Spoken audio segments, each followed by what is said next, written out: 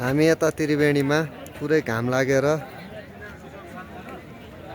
यो मालिका जाने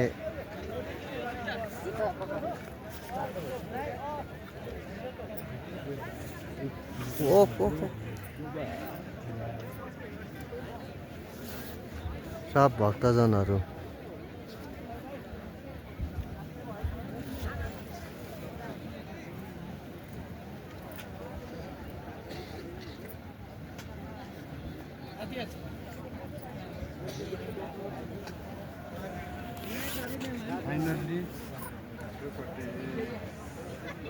हाम्रो यहाँ एलबी सर हुनुहुन्छ उहाँ चाहिँ नेपालको झन्डा बोकेर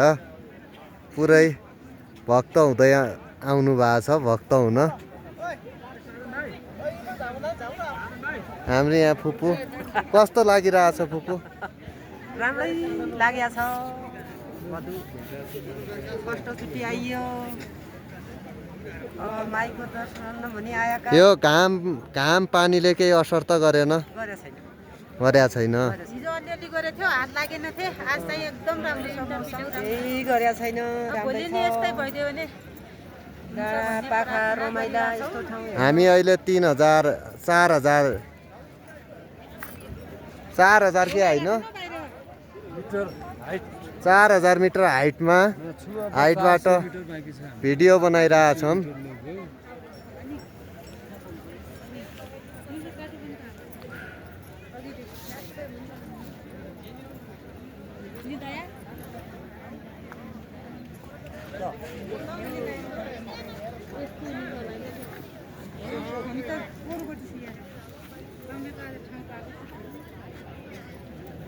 हाम्रो टेन्टहरू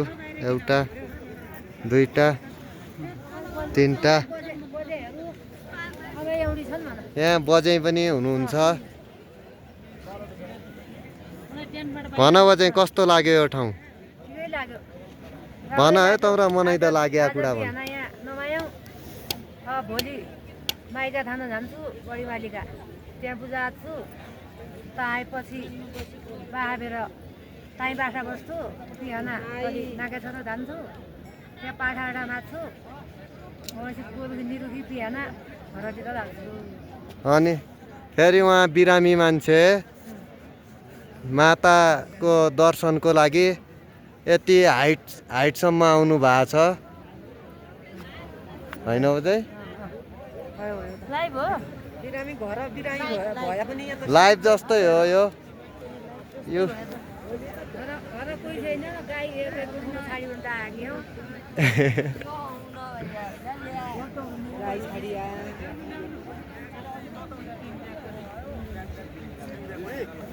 ल मुही पनि बनाऊ न लास्ट युट्युबमा हाल्नु ल हाम्रा हिमालजी पनि यहाँ नेपालको झन्डा फरफराइरहेछन् देखिरहेछ ठ्याक्कै नेपालको झन्डा त्रिवेणीमा